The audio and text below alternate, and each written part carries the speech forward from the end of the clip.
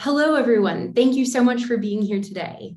ACE is incredibly proud to host the first youth-led climate migration conference in history, and we're excited to welcome speakers from 5 continents and to be joined by an audience from around the world.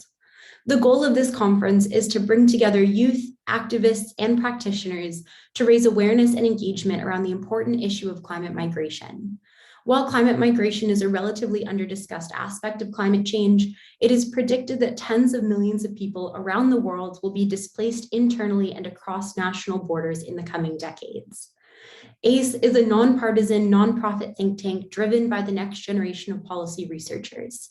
We are constantly working to find new ways to engage with youth voters, and we believe that unbiased, trustworthy policy information written by and for youth voters is essential to combating political polarization. If you are interested in receiving invitations to similar events and updates about new research, make sure to subscribe to the ACE newsletter at the link that I'm sharing now. As a brief agenda, today we will start with a research presentation on how climate change will impact Latin America, then a presentation on climate resilience planning in Central and Latin America, an interview with Adriel Charles, a Trinidadian climate activist, a case study on Haiti's climate risk, an interview with Ernesto Ojedo, a Mexican climate activist focused on water scarcity, a research presentation on the impact of climate on food insecurity, a presentation on hurricane-proof housing in the Caribbean, and then we'll end with a case study on Andes climate migration. Some of the presentations and interviews that you'll see today have been edited for length as we have a lot of work to present in a short period of time. Before we get started, I want to say thank you to first Emily Hudson, the Central and Latin America Research Associate, for supervising and editing the majority of today's student research presentations. Thank you to Aaron Robert, who managed the conference's outreach efforts and is the reason why we have such a phenomenal audience. Thank you to all of the students who worked overtime during an intense and tumultuous semester to prepare research for the conference. And thank you to Adriel and Ernesto for providing their unique perspectives and giving up their time to be interviewed today. Our first research presentation is on how climate change will impact Central and Latin America, and it is presented by Sahara Snizek. Sahara is a student fellow on our Central and Latin America foreign policy team, and she's also a current student at the University of Massachusetts-Dartmouth.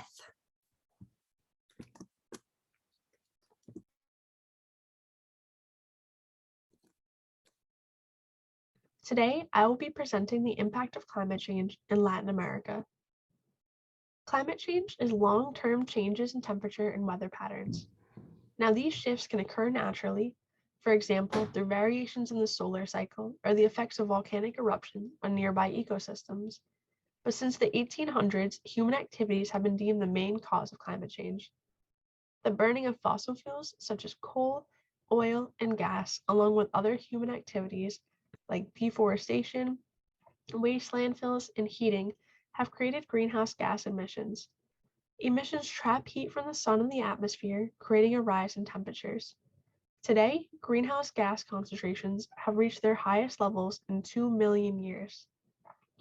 According to a report by the United Nations, the Earth is now about 1.1 degrees Celsius warmer than it was in the late 1800s.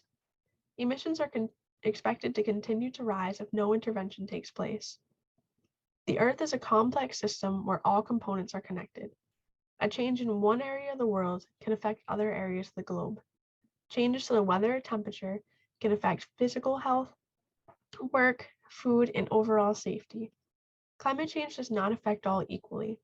Some people are much more vulnerable to the effects of climate change due to governance, geographic location, capacity to withstand disasters, economic capability, demographics, and exposure to extreme weather events. Scientists and government officials have worked together to reach a general consensus that global temperature should not rise above an additional 1.5 degrees Celsius to escape the worst of the climate effects and preserve a tolerable environment on Earth. Current projections have predicted that the Earth will become 2.7 degrees Celsius warmer by the end of the century. Now, let's get into the background of Latin America.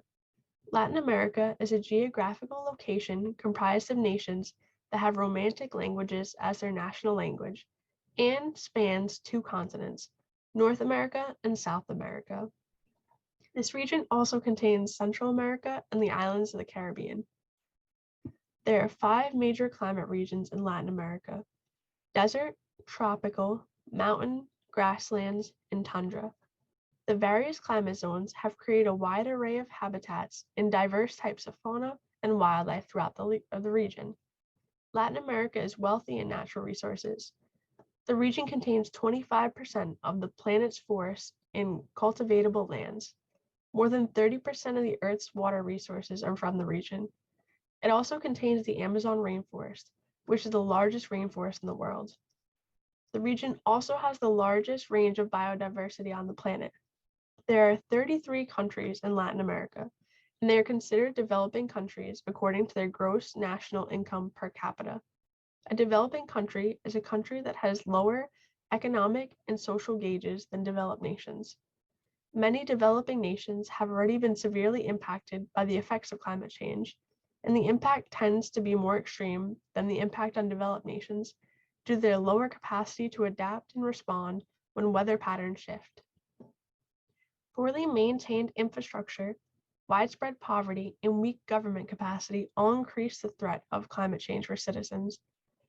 Economic stresses brought on by climate change could exacerbate their already high vulnerability, leaving them susceptible to risks as they lack the necessary adaptive capabilities to respond. How will climate change impact Latin America? Droughts, particularly in the dry corridor, which runs from southern Mexico to Panama, are projected to last longer and become more severe. Rainfall will become rarer, but appear in more intense busts. Scientists have observed that dehydrated soil absorbs water less effectively, so more rainfall will sit on top of the soil or run off, rather than penetrating the soil and replenishing groundwater resources. The drought and flood extremes threaten crop growth in the corridor, leading to loss of occupation, poverty, and food insecurity. Glaciers have been losing mass at a steadily increasing rate. In the Andean region, glaciers serve as a significant source of fresh water, which is used within the community for consumption, irrigation, and hydroelectricity. The water from the melting glaciers increases the risk of floods. Once the glaciers fully melt, no water is left in the area, causing droughts and water scarcity. Increasing concentrations of carbon dioxide from the air into the water have led to ocean acidification. Ocean acidification lowers the pH of the water, harming organisms, and contributes to the dissolving of coral reefs. And lastly, climate change may hasten the loss of biodiversity. With a projection for a warmer, drier climate, the Amazon rainforest may not be a rainforest for long. If the climate continues to warm, the area will transform into a grassy savanna, susceptible to brush fires. Species that are unable to migrate from the area to a more suitable environment will have to adapt to the new conditions or face extinction. The drivers of climate migration are food insecurity, changing coastal environmental processes, and weather-related events. With food insecurity, agriculture contributes an average of 4.7% to the GDP of the region, and 14.1% of workers in the labor force have jobs in the agricultural field. Changes in temperatures, precipitation patterns, and storm surges can affect a crop's ability to produce a viable yield. When this happens, food insecurity begins to take place. When food cannot be produced, people cannot eat and sustain themselves. Residents who lose their livelihoods may be forced to migrate to urban areas in hope of finding more economic opportunities. Now, this phenomenon occurs frequently in the dry corridor. In addition, Latin America is a major exporter of agricultural goods such as coffee, pork, soybeans, sugar, fruits, vegetables, poultry, maize, and animal feed. So loss of agriculture in the region will affect the global food supply and nations that rely on importing Latin American goods. With changing coastal environmental processes, coastal countries are vulnerable to rising sea levels. It is estimated that more than 27% of the Latin American population lives in coastal areas, with 6 to 8% of that population living in areas that are deemed to be high or very high risk to be affected by coastal hazards, such as shoreline erosion, contamination of freshwater aquifers, land submersion, and increased storm surges. Injury, income loss, and property loss may ensue. With weather-related events, rapid population growth has caused the proliferation of urban slums, which are especially vulnerable to climate change. Just over 20% of the population of Latin America lives in the urban slums. That is 109 million people. These communities tend to be categorized by poor, makeshift housing, and lack of or weak water, transportation, and energy infrastructure. The characteristics of the land make it prone to landslides and mudslides, yet many people who reside in these areas often suffer these disasters due to the lack of viable alternatives. To counter the growing impact of climate change in Latin America, populations must increase their ability to adapt to these changes. This is difficult for rural populations in particular, which do not have the ability to rebound from such dramatic changes to their ways of life. Through the implementation of adaptive measures, such as the use of modern technology on farms, however, growers can maintain the substance of their crops. In addition, infrastructure and housing should be strengthened, especially in low-income areas, to reduce the number of people displaced when extreme weather events occur. While an overall solution is being sought, it is important for national governments and international organizations to prioritize supporting at-risk populations to increase their resilience to climate change. With that being said, I would like to thank you so much for joining me today and listening to my presentation. If you have any questions or comments, please feel free to reach out to me. And thank you.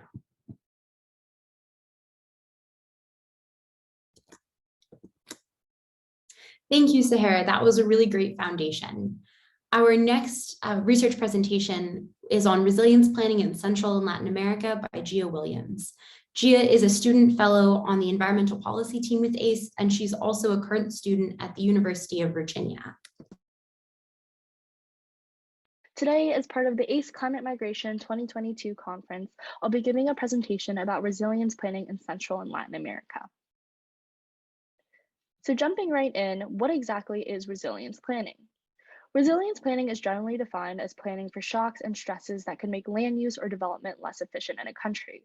The most common shock or stressor is an environmental crisis, such as a hurricane, earthquakes, flooding, but other common shocks include economic shocks, such as a transition from manual labor to automation in a specific industry, or the shocks of war and terrorism, such as civil war.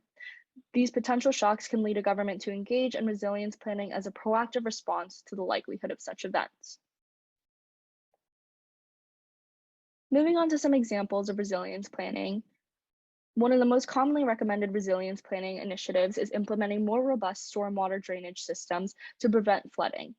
But resilience planning can also include simply planting more trees to reduce the occurrence of heat islands, or initiatives that are even more robust, such as building a flood wall in Levy, which, as you can see here, is a raised bed to keep water from breaching a certain area. Now, why might resilience planning be necessary or even recommended? In the context of climate change, a warming globe has led to an uptick in the probability of natural disasters and extreme weather in all areas of the world. As a result of warming temperatures, there's more water vapor in the atmosphere, which has exacerbated extreme rainfall and flooding. Regions particularly impacted by this change are the coastal cities of Central and Latin America. And according to the UN and the World Meteorological Organization, in the last 50 years alone, climate and weather-related disasters have quintupled, and 91% of deaths caused by these disasters occur in developing countries, such as those in Central and Latin America. When deciding whether to pursue preventative measures such as resilience planning or alternative measures to deal with these natural disasters, governments often consider factors such as cost and resource intensity.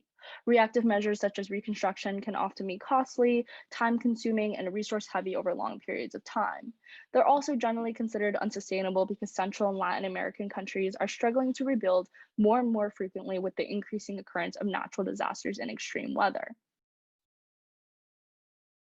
Alternatively, resilience planning is a preventative measure against natural disasters that can improve recovery time or eliminate the need for recovery altogether by preemptively designing infrastructure to withstand natural disasters. However, a caveat is that challenges are always changing, and preventative measures that countries take now may not address future challenges that may arise. In general, increased research of resilience planning has also been spurred by resilience planning's ability to address the human level impact of natural disasters, such as higher levels of homelessness and increased mental burden. The emotional burden caused by the threat and impact of natural disasters, compounded by the financial stressor of damaged possessions, loss of homes, can have a large impact on a resident's quality of life. Resilience planning can help address some of these concerns. In addition, natural disasters have caused an estimated 226,000 fatalities in Latin America and the Caribbean region in the last 30 years. And so in response, governments have begun to pursue resilience planning for its ability to reduce fatalities and other human level impact. In Central and Latin America specifically, the most prevalent natural disaster is flooding. According to the World Meteorological Organization, floods in this portion of the world have led to the greatest number of disasters, the greatest loss of life, and the highest economic loss for the region over a 50-year period in comparison to other natural disasters. This is partially because floods make the land unsuitable for agriculture by washing away nutrients, which can take years to build back. Floods are also known to spread bacteria when the water finally stops flowing and stagnates. And for these reasons, mitigating the effects of flooding is the primary goal of resiliency planning in Central and Latin America specifically. But who exactly bears the cost of resilience planning? Detailed analysis of the cost of natural disasters doesn't yet exist because it varies by region, economic development, the level of international aid received, among many other factors. And due to the uncertainty surrounding the cost of the natural disasters themselves, it's a little difficult to estimate the cost of resilience planning in response to these disasters. However, resilience planning is still viewed as a strategy to mitigate these negative effects because of its sustainability in comparison to reactive measures. At present, there are no existing government frameworks that currently exist to solely fund resilience planning, but most funding for urban infrastructure currently comes from a mix of both levels of government and private sources.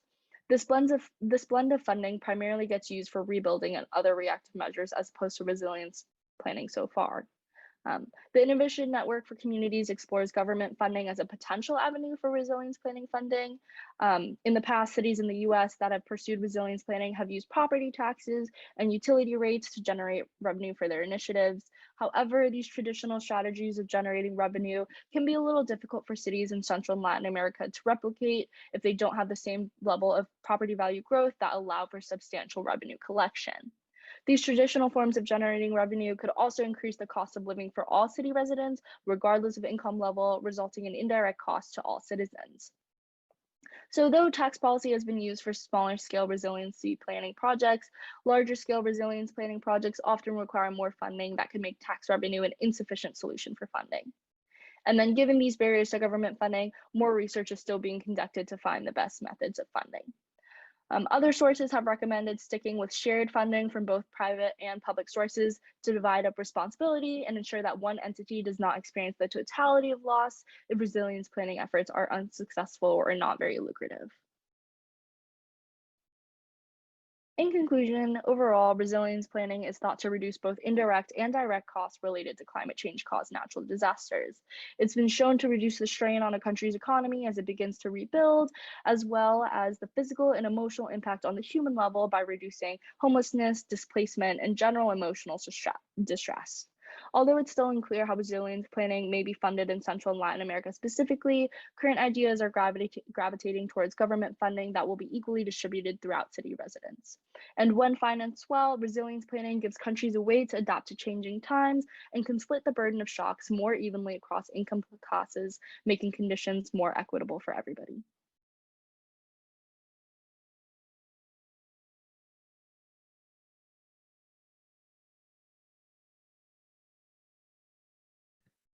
Thank you so much, Gia. And we will revisit the idea of resiliency planning with a later presentation on hurricane-proof housing in the Caribbean.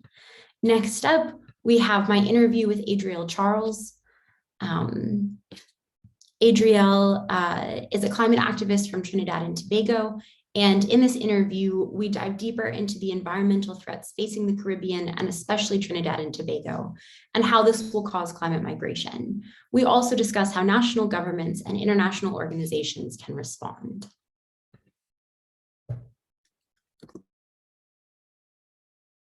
Thank you very much, Siena. It is truly an honor and a privilege to be here on this platform today to really speak about my experience as a Caribbean citizen, as a national of Trinidad and Tobago, and what it is to be involved in climate activism on an island in the Caribbean and stuff like that. So my name is Adriel Charles. I go by the pronouns of she or her, and I recently graduated from the University of the West Indies with my undergraduate degree in international relations and my minor in cultural studies. So I would have only begun my work in climate change recently. So it's a new journey for me, but it's something that I am passionate about, something that I think that has a lot of value and is a necessary field in our Caribbean climate. So I'm really excited about today and what we have in store to discuss. Awesome. And that brings me to my first question, which is, how did you become involved in climate activism and environmental policy? I think it's always interesting for me to think about it because I initially did not begin my journey in activism or youth advocacy in the field of climate activism.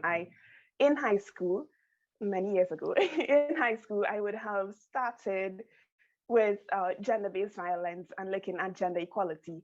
And from there, you know, these issues, they sort of interrelate, correlate at some different level.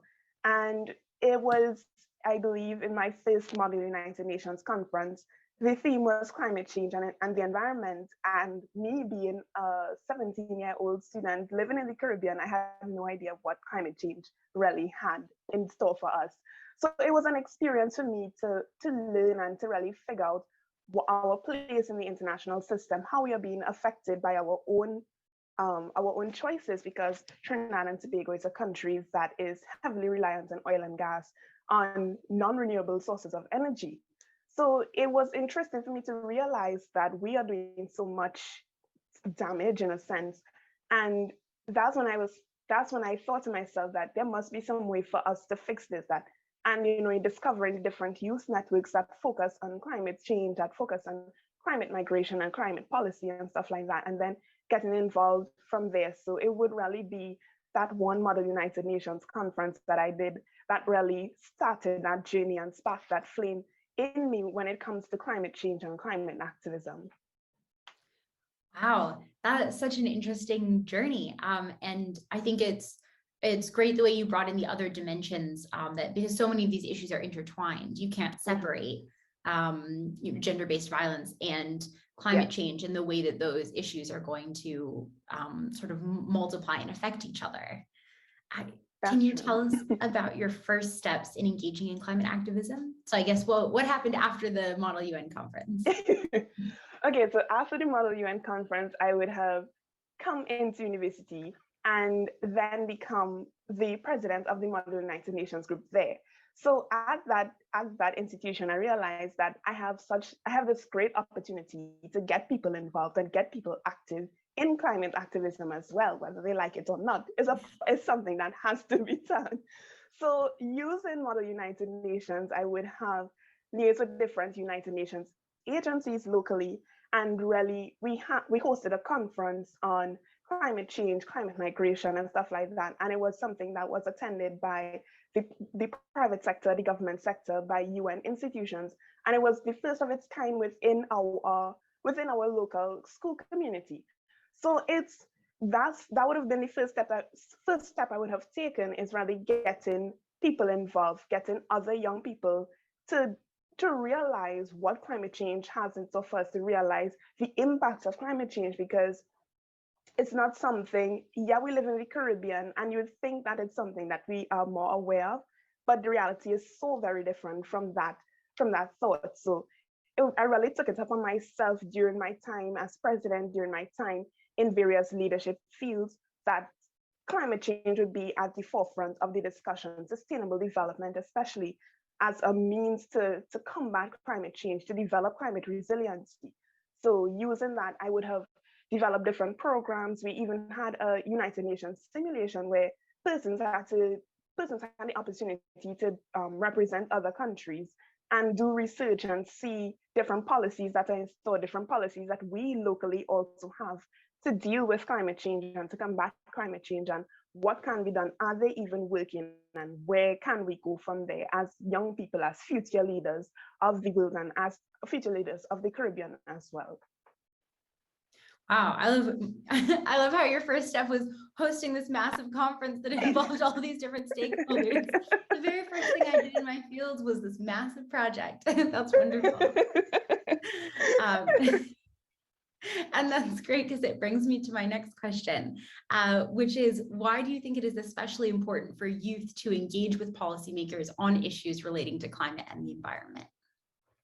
So I think youth are very important, and as cliche as the saying goes, that youth are the future and we are the future leaders. It's cliche, but it's actually the truth. We are the people who, when all these other persons leave, we are the ones to be faced with climate change. We are the ones to be faced with the dying climate, the extinctions, and all these different things. So we have to take steps now to ensure that our future and our next generations would have somewhere to live, because there's no planet B. It's just Earth, right?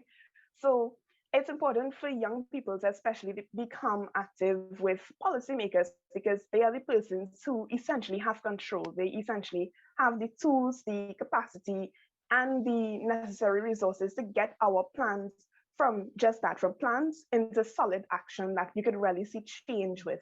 So it's important for young people, and this isn't just applicable to climate change, but in all issues of human rights, in all issues of social development, it's necessary for young people to be active with the policymakers, because if you're just advocating by yourself, or even if you're advocating with a lot of people, that change is not really effective if it just remains in that space, or if it just remains as, just the people just talking there. It has to move from that stage of a thought or that stage of an idea into something that's a finished product, into something that is tangible. And then going even further, after the policies have been drafted, we have to be the ones to ensure that these policies are acted out, and that it isn't just empty promises that we keep getting. And, they say that we'll be reviewing these plans and we're reviewing these different things, and then we still at the same level we were at 10 years ago, 20 years ago.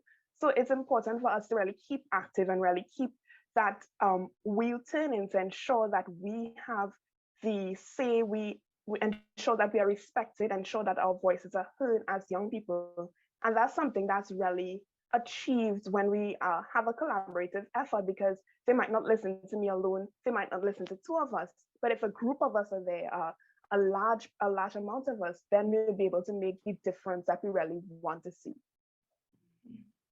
I really appreciate the point you made about it's not just about the first step, it's about really getting it over the finish line. And I think that that's so important. And that's definitely a huge place where youth come in, because we're the ones who have the energy. We're, we're going to be around, and we're going to be staying vigilant. Yes. So focusing in on the issue of climate migration, do you believe that the issue is understood by political leaders around the world?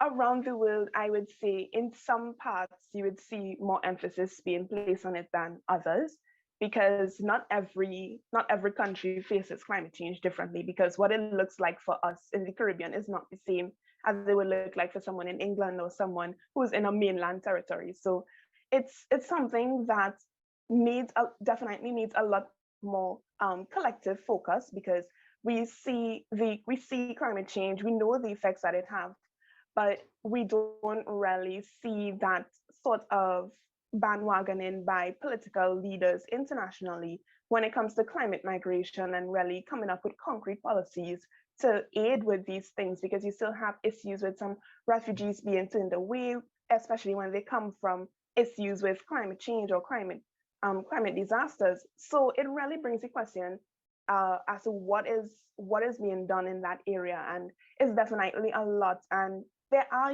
different agencies, different government bodies that are working to really open their borders, open their spaces to ensure that climate migration is something that, while we don't want that to be the end result, we want to mitigate climate change as soon as we can, but it's something that, that we have to be planning for, and something that we have to ensure that people who would be most affected, like people like myself on islands, people like myself who are in high-risk areas, that we would have somewhere if it does indeed come to that dire point of having to leave your home and stuff like that. Absolutely. And focusing in on the country of Trinidad and Tobago, in what ways is climate change predicted to impact Trinidad and Tobago?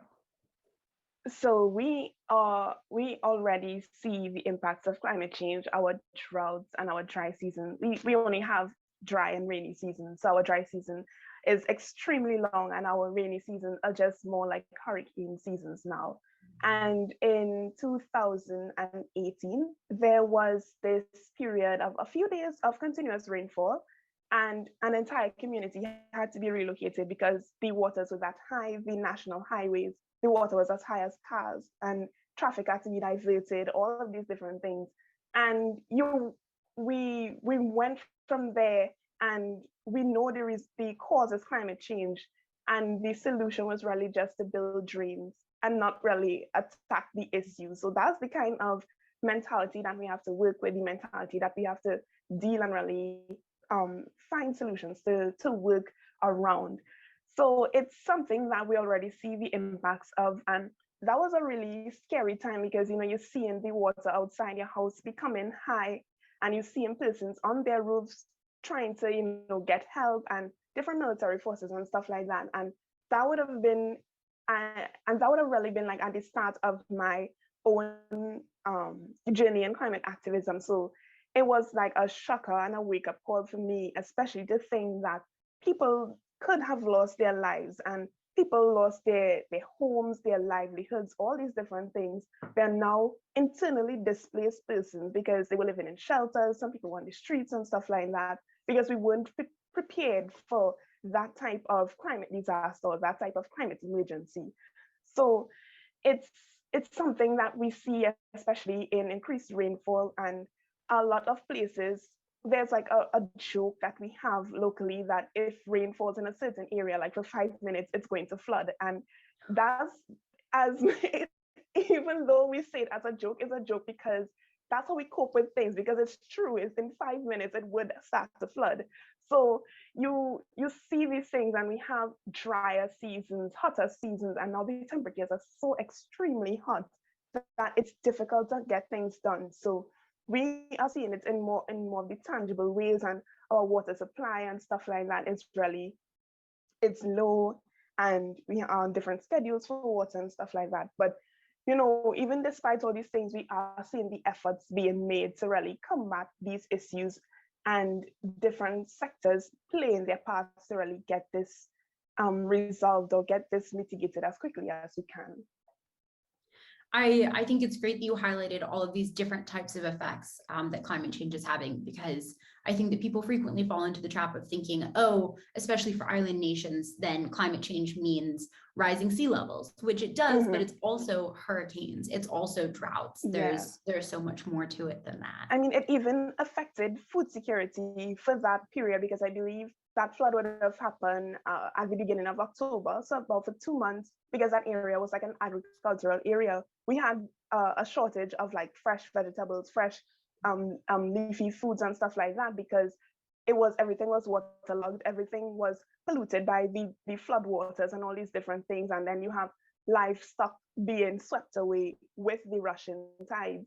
So that is what it impacted our food security, even as we grow our own food. So our import bill would have had to be higher because we had to bring in all these items regionally, internationally, and stuff like that. So it really was, while it was something that just happened within our borders, the impacts was great for us as people and for us as a nation as well. What do you think that the national government can do to minimize climate displacement? So the government of Trinidad and Tobago, they would have created the National Climate Change Policy. And in that, they talk about plans to create sustainable homes, to really implement renewable sources of energy as our primary source, because within the past 2 or 3 years, we have shut down one of our main oil and gas producing industries, and we're looking now into sustainable ways of development. So they are really shifting the focus, and we finally starting to see like action supporting the words rather. So for climate displacement and climate migration, there are being plans made, because after what happened in 2018, they started creating homes and really doing a lot more to build these homes and these places in a more sustainable way, and in areas that it won't necessarily be affected, because it's because I believe that area that the flood happened in, it was near a riverbank or something like that. So it's looking at ways that we could migrate and really even within our own borders, so that we don't necessarily have to leave and go to other islands and stuff like that to live. So the policy really talks about that, and gives in detail what it is, what are the plans, what are the types of homes that we like to create, the plans that we have in store for development of like solar energy, wind energy, and stuff like that. So, and now you see it being a lot more common, but it's still not at like the forefront of discussion and stuff like that. But what do you see as the main challenges that are facing climate activists in the Caribbean? Our main challenge would be funding and just having that seat at the table with our leaders and stuff like that. Because for us, with the Conference of Youth that would have happened last year, where I would have been one of the country coordinators, we were supposed to attend in person, but due to like a lack of funding and persons not responding and stuff like that, at higher levels, we had to only attend virtually. And that was the plight of all of the Caribbean delegates. The persons who attended would have already been in England or been in Scotland at that point in time. So funding is definitely a big issue for us, because that's the way we would be able to plan these projects and to have these projects really become effective. And with this, all nations are very bureaucratic in the Caribbean, so it requires a lot of steps to be able to have an audience with somebody who is a policymaker, or to even meet with someone who is at that level that can really enact change within your community or within your local region. So I think that's one of the main challenges that we have. But it's definitely, climate activism now is becoming a more popular thing, and we have regional groups like the Caribbean Youth Environmental Network, stuff like Unify, that really work to ensure that people are becoming active and becoming a part of the climate activism movement. Because for many years, even when I would have initially started my journey as a climate activist, it wasn't something that was very publicly talked about, something that was very openly advertised. Like, it was more of a niche group of people who would have studied environmental science that would have been in climate activism. So a lot of that as well would be a reason why a lot of people would deter, because people like me who did social sciences, people who are doing the humanities and stuff like that, you don't really think that you have a place in climate migration or in climate resiliency and stuff like that. So I think now a lot is being done to really remove that sort of stigma and to remove that barrier, and let young people know that, hey, this is something that affects every one of us, and it's an interdisciplinary issue. So you could come with your knowledge of literatures and English, and I can come with my knowledge in sciences, and we could find solutions that work for the both of us, and find solutions that really help us. Because at the end of the day, we all have to live within the same space, within the same island. So it's something that's becoming a lot more inclusive and a lot more interdisciplinary, which is something that's great, because you have so much more people showing interest now that you realize that my field that doesn't necessarily align with climate science or doesn't necessarily align with environmental studies, I could really have a place here, I can have an input here, and I can make a difference as well. That's wonderful. And that's such an important message to share. So I'm really glad that you're sharing that with our audience, that this is something that everybody can get involved with. You don't have to have, a master's in environmental science to be able to take part in this conversation. And so you've held several climate-focused positions with the United Nations, including as a country coordinator for the UN Conference of Youth, which you just spoke about, and as a team member for Unify Latin America and the Caribbean. What would you say are the benefits of engaging with transnational organizations like the UN on climate issues, as well as some of the drawbacks?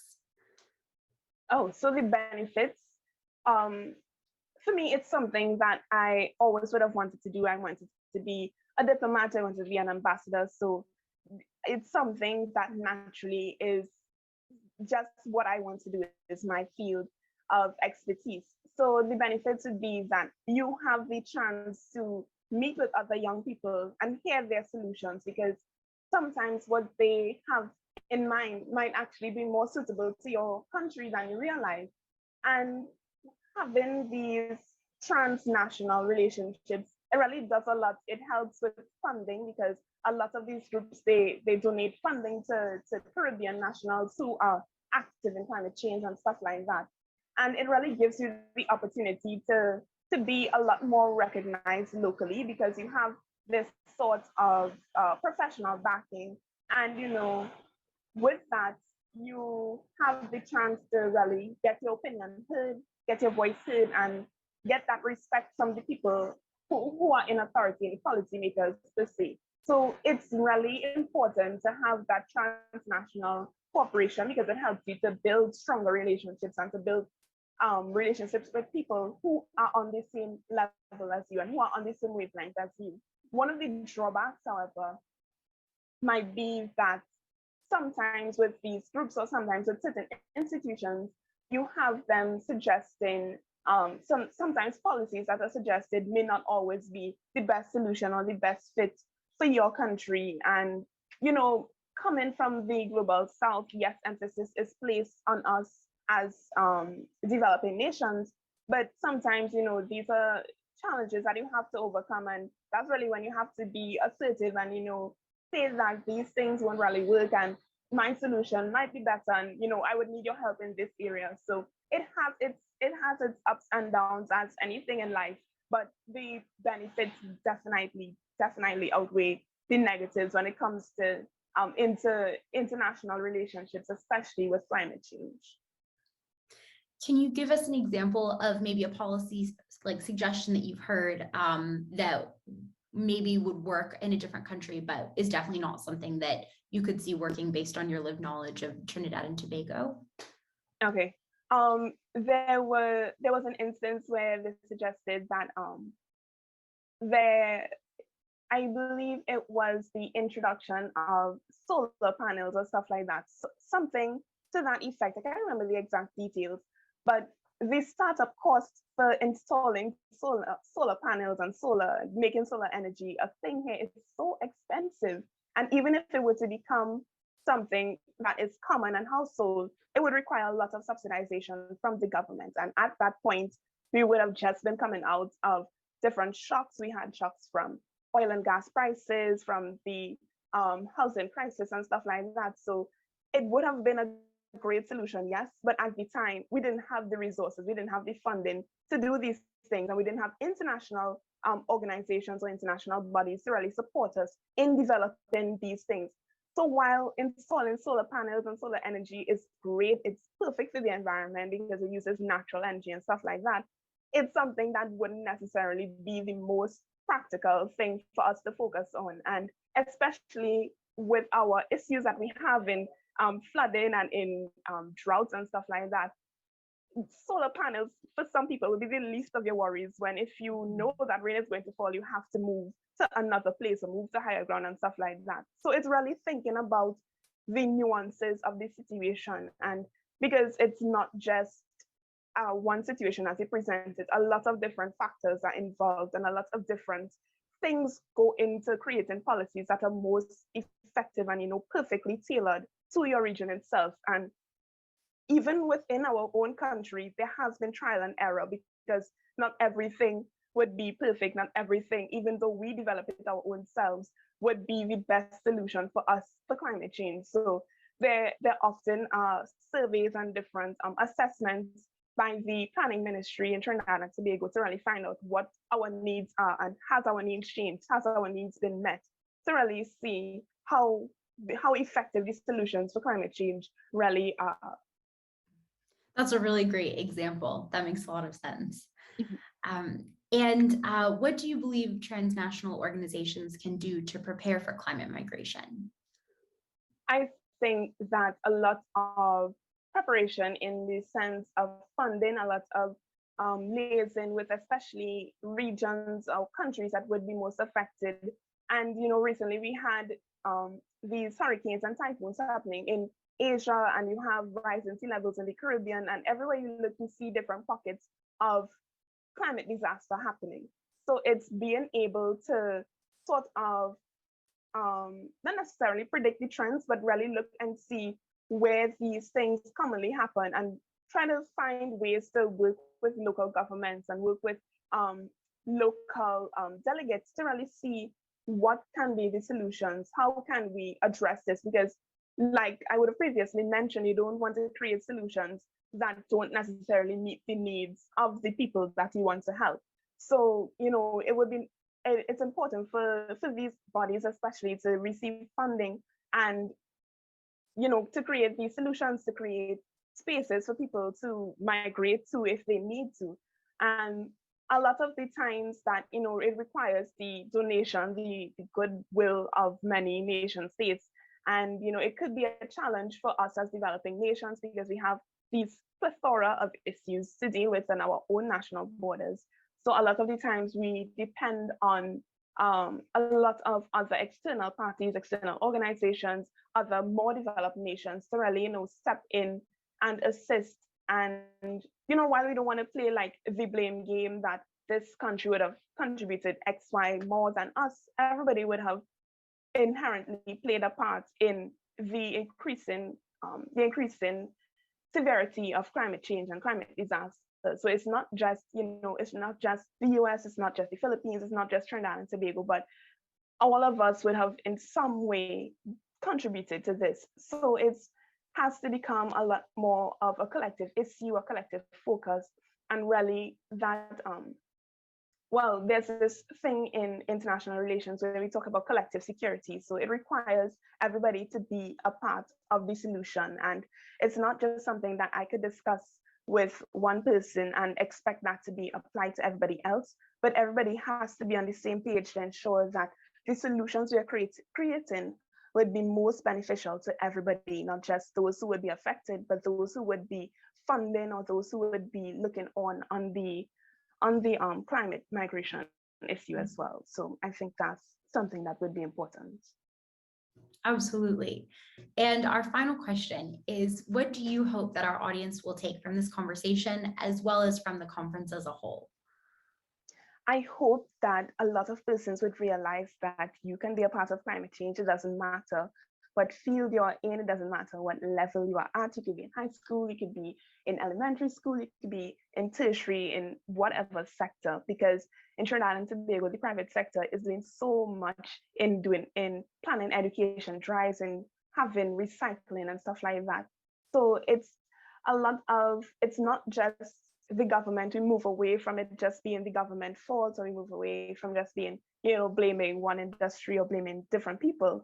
But it's really about realizing that everybody has a part to play in climate change, and everybody has a part to play in climate migration and climate mitigation and stuff like that.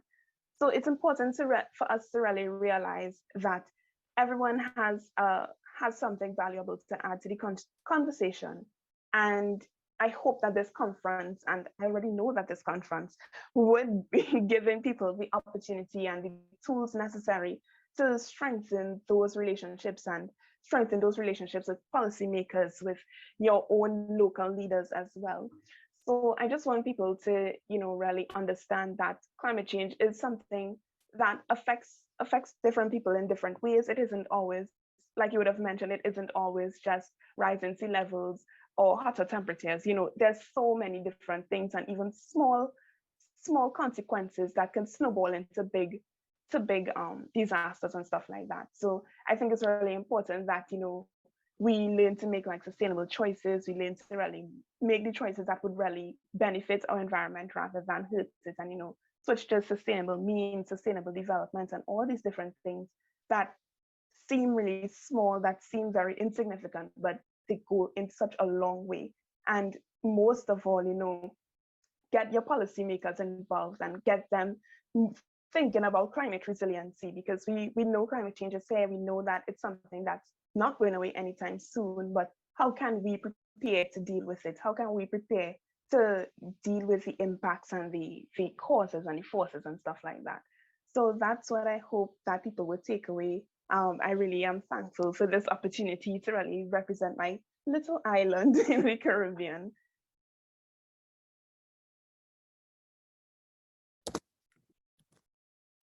Thank you so much for that, Adriel. That was such a great conversation. And I think that a lot of the points that Adriel brought up, including resiliency planning and the different ways that climate change can impact a community, not just rising sea levels, but in a multitude of ways, is really, really important. So next up, we have Emily Hudson presenting a case study on Haiti's climate risk. Emily is the Central and Latin America Research Associate and is currently finishing her Master's of International Policy at the University of Georgia. She earned her Bachelor of Arts in Anthropology, Romance Languages, and Latin American and Caribbean Studies. All right, hello everybody. My name is Emily Hudson, and today I'm going to be giving a brief presentation on Haiti's climate risk. All right, to get started, I just want to provide a brief glimpse at a map of Haiti showing exactly where the country is. So it shares an island with the Dominican Republic. It's in a fairly close proximity to Cuba and other Caribbean nations. So the reason why I'm focusing on Haiti for this presentation has been widely acknowledged that Haiti is considered the most vulnerable nation in Latin America and Caribbean due to climate change. And as we've all probably seen in the news, not necessarily recently, but over the years, there has been an increase in the number of natural disasters impacting the country.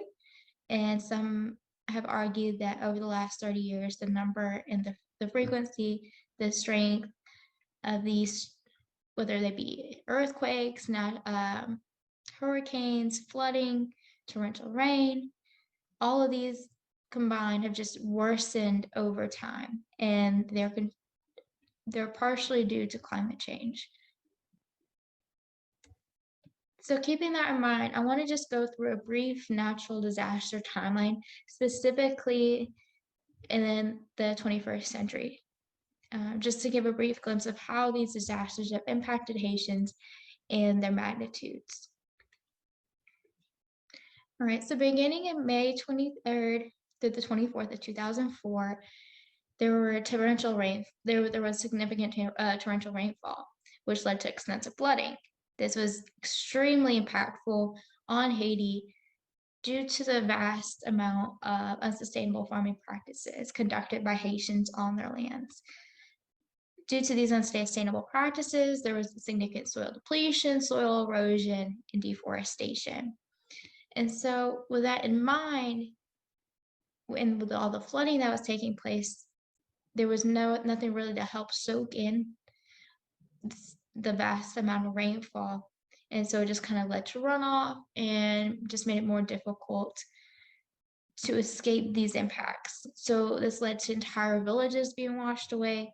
Thousands of people were forced to flee their homes, with the death toll being approximately 2,400. Though there's variation in the amount in this exact number of people who were killed by these disasters, and which is going to be a common theme throughout this presentation, because some of it's kind of hard to know. It's not as easy to monitor some of these things. But with moving along, we're looking at September of 2004, where there were hurricanes Ivan and Gian. These hurricanes led to massive flooding, also as a consequence of the significant amounts of deforestation. There were approximately 3,000 deaths associated with these hurricanes, thousands of injuries, and approximately 300,000 people were displaced. Coastal cities, especially, like, I'm going to butcher this name, but Ganives, were significantly impacted by these hurricanes. In one report, there was approximately 80% of the people living in Ganives that were impacted significantly by these hurricanes. And so the image I have provided on this slide is an example of a photo taken in Ganives following these hurricanes. I believe it was after Hurricane Jan. And then August to September of 2008, there were a series of hurricanes. So 4 of them specifically named Faye, Gustav, Hannah, and Ike. Faye impacted the entire country. Gustav, Hannah, and Ike each impacted a significant specific portion of the island. And with keeping with those in mind, they just kind of compounded on top of one another. So there were significant amounts of damage that were amplified after each storm. There were approximately 800 deaths associated with these 4 hurricanes and approximately $8 billion worth of property damage. In addition, there was an extensive amount of damage done to crops, increasing the amount of food insecurity within the nation. All right, so most notably, in January 2010, there were a series of earthquakes where approximately 300,000 people were killed. And this took place on January 12th, and there was a 7.0 magnitude earthquake. And this led to widespread devastation. It destroyed essential services and it impaired infrastructure immeasurably, ultimately worsening the humanitarian crisis. There were approximately 30,000 commercial buildings that were significantly damaged and were deemed structurally unsafe. Therefore, they had to be demolished. The National Palace and the Port-au-Prince Cathedral were also significantly damaged. And then there were various educational setbacks as a consequence of these earthquakes. Some of the major universities and colleges in Haiti were impacted by these earthquakes, and children's schools were demolished as a result. And so it became exceptionally difficult for students and young adults to gain access to education during this time period. And also included a bullet point on aftermath. And with that, it's important to realize that these earthquakes in each of these natural disasters really have a long-lasting impact. And so in the case of the earthquakes, there were a lot of people displaced. Many people were living in Port-au-Prince, and they were living in the city, but they were living in the streets and didn't have access to basic services such as health, education. And it became really difficult for the government itself to help through this process because of the lack of infrastructure or the damage done to the infrastructure based on these earthquakes. And with that being said, there was a cholera outbreak, and I believe in October of 2010 that added fuel to the fire. And following that, there was also a Hurricane Tomas that impacted the region too. And so moving on to the last natural disaster that I'm going to be talking about today, they occurred on October 3rd through the 4th, and it was Hurricane Matthew. And so this was arguably one of the worst storms Haiti has ever experienced in strength since 1964, but the damage that was done was exceptional. It was a Category 4 storm that severely impacted infrastructure and the agricultural industry. And once again, we see the notions of deforestation and soil erosion amplifying the magnitude and the severity of these disasters. At least 600 people were killed as a result of Hurricane Matthew, leaving tens of thousands of people displaced. In keeping with these in mind, these natural disasters differ in their magnitude and their strength and the number of casualties, but they each have a long-lasting impact on these different sectors, as I will call them: agriculture, governance, health, economic growth, and education. And with that being said, there are common themes with each of these natural disasters. There was lack of sustainable practices that would help reduce the impact of such natural disasters. There's problems with governance, there's problems with educational access, healthcare access, and then topping it off with the political situation in Haiti as it is now, the political turmoil, especially following the death or the assassination of the president last year. All of these things are contributing to Haiti's excessive vulnerability to natural disasters and climate change. And so on this slide, there is a table that's provided by USAID that I would like to show you all and just give an example how different stressors related to climate heighten the risks for not only Haitians, but other nationalities and essentially anybody that is in a vulnerable position as a consequence of climate change. And so I'll briefly go over this. So some of the main climate stressors relating to agriculture are rising temperatures, saltwater intrusion into aquifers and cropland, increased evapotranspiration and drought, and increased flood and storm intensity and frequency. And some of the major risks include soil erosion and soil fertility loss, reduced crop yields, crop failure, storm damage to crops and livestock, increased pests and pathogens, unpredictable growing seasons, increased flooding and waterlogging of crops, and decreased nutrition. And these risks, if we take them into consideration, they impact each of the other, what I called sectors. And so, for example, if there's a limited food supply, there's decreased nutrition, people are food insecure, this would make it more difficult for these individuals to attend school because they won't be able to focus, they're more worried about surviving than actually getting an education. Their health is going to be vulnerable as well. The lack of access to healthcare is going to make it more difficult for individuals who are sick to become well again. And this would impact economic growth taking place in the country when we take into consideration that a lot of young Haitians are supposed to grow up and then go join the workforce. But if they're unwell or if they aren't able to perform their duties as they're supposed to, it's likely to lead to unemployment and even more financial strain on their families.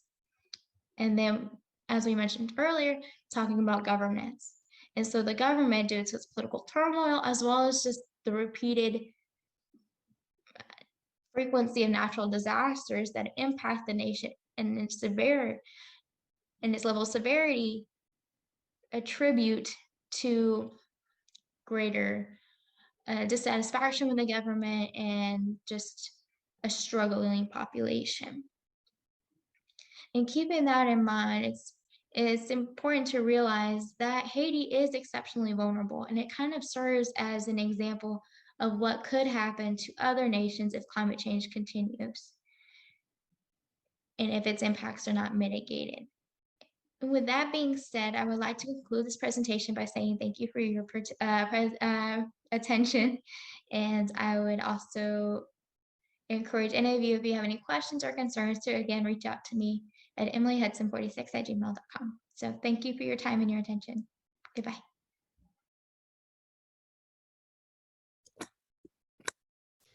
Thank you, Emily. That was a really great presentation, and we will be revisiting the theme of food insecurity and the relationship between food insecurity and climate in a later presentation.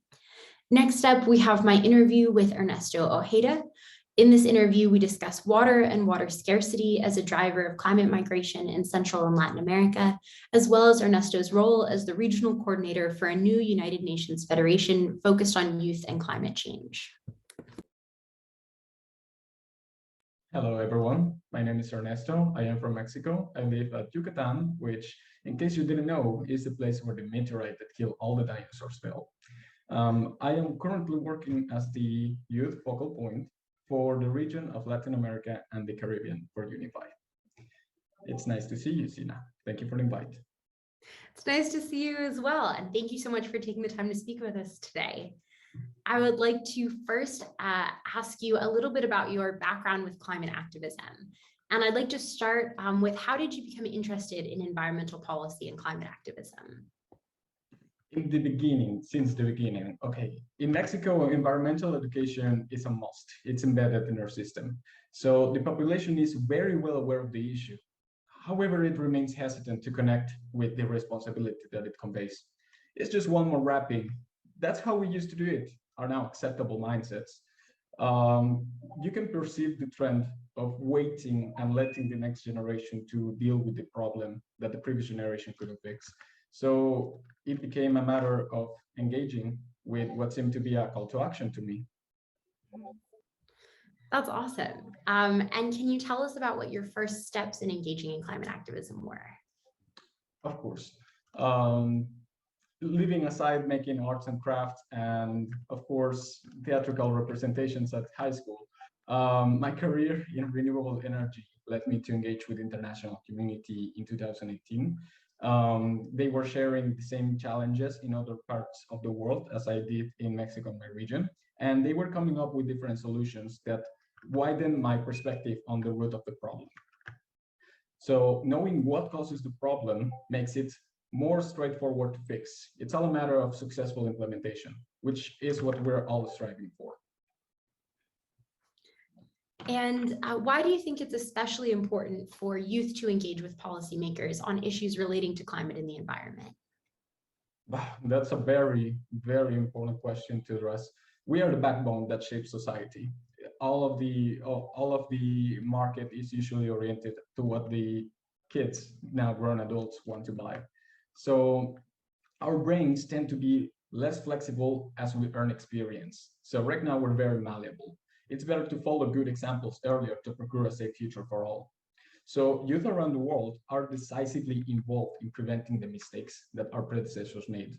We take the feedback and experiences and attempt new venues of action, often with better results. It's a mutually encouraging loop. And you talked about how climate activism is embedded in your daily life in Mexico. Can you tell us about sort of what the understanding of climate migration is and how well you feel like it's understood by the people in your community? Yes, it is poorly addressed. People may know that it's happening, but they feel disconnected from the issue because they are not directly suffering it. One of these most recent examples, forgive the reference, is the war in Ukraine. It skyrocketed the prices of bread in my country, and we are a farming country as well. So it is easy to lose sight of how connected the world actually is if you focus only on the things that surround you. In the broader context, in the broader scope, in the region, in the Latin American region, we have the most water borders shared by policies and countries in this region. And it is also one of the least addressed issues that water justice for all, it is still at a perhaps halfway stage, 60%, 50%. It is not something that everybody is enjoying right now, and a good share of the population is suffering. It's only a matter of time until they go to seek the opportunities where the opportunities go. So mass migration and climate deterioration go hand in hand, especially when you're looking for water. So water is the main determining factor of whether a civilization will be successful or not. And how have you seen the discussion of climate change evolve in your own community since you first became engaged in climate activism? In the past few years, there's been, at least on the city and state level, huge paradigm focus change. So we were basically dependent on fossil gas and also the pipelines that run from the north of Mexico to the peninsula. I live in the easternmost tail of the country. So resources are expensive and we don't have that many cities around. So it is a good thing that we are focusing on self-reliance with renewable energy coming into play, with water management coming into play, with decentralization of opportunities coming into play. It is something that the last government has strived to achieve, at least in this particular region. I cannot speak for the rest of the country, but the mindset is throughout the country similar, at least. And I want to circle back to something you mentioned earlier in regards to water and water scarcity. How did you come to focus on water within the broader field of environmental policy? So water is a basic human right, and it is a finite, precious resource. I remain hopeful that water security for all is attainable. What may not be so obvious is that water is the main vehicle through which climate change is felt. More specifically, like I mentioned, droughts, floods, storms. We have already destabilized the water cycle through exploitation of the ground resources. So if you chop down a forest, you're also chopping down a river. It will dry out, or it will flood the region. Additionally, water entered the stock market in December of 2020. So now that it has a dollar attached to it, it is becoming quickly a geopolitical tool rather than a human right. And can you tell us about the relationship between water and climate migration? They go hand in hand. In the last couple of decades, we're seeing erratic exchanges for the natural water reservoirs that we have, and for decades, they remain unchanged. So, like I mentioned before, water determines the prosperity potential of a region. So access to water means less effort put into satisfying a basic need. The uncertainty of water availability is triggering already mass migration, as well as the drought on isolated areas is only going to increase and multiply. You can see that in regions of Africa where they had to flood their own land in order to keep it alive. Or if you go again with the crisis that's happening on the other side of the world, closer to your border, I fear, is that Crimea, for example, started to resent soil salinification because the Ukrainian conflict cut the water source to the Crimea region due to, well, being conquered by force by the Russian government. So the Ukrainians just closed the valve, and the region immediately started under developing. Russians had to spend millions of rubles on a desalinification plant, and it's not a technology that's affordable for all the regions, all the countries to keep them alive. So you can see that it is already triggering wars. So how long until it happens in the regions where water scarcity becomes a competition for survival? People will be displaced to regions where it is more resourceful, and it will trigger conflict, none the least. And how will water scarcity impact your home country of Mexico?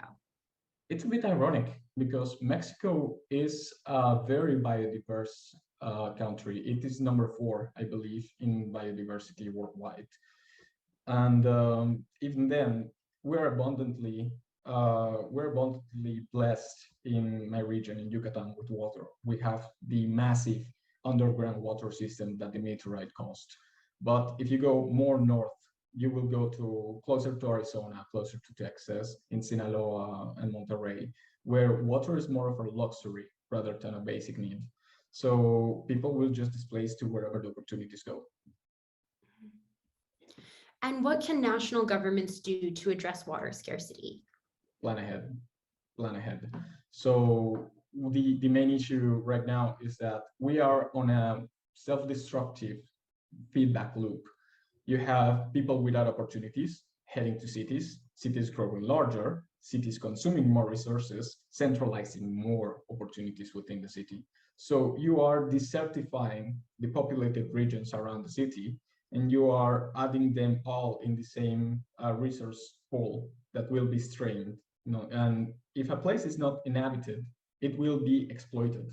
So decentralizing the opportunities, decentralizing the population, I believe is the one of the keys to short, medium, and long-term goals for sustainable development.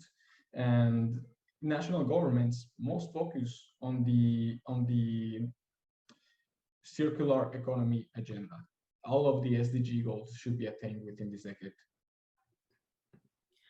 What about transnational institutions like the United Nations? What can they do to address water scarcity? It's a good thing that you ask. The UN Water Decade was kickstarted in 2018, I believe.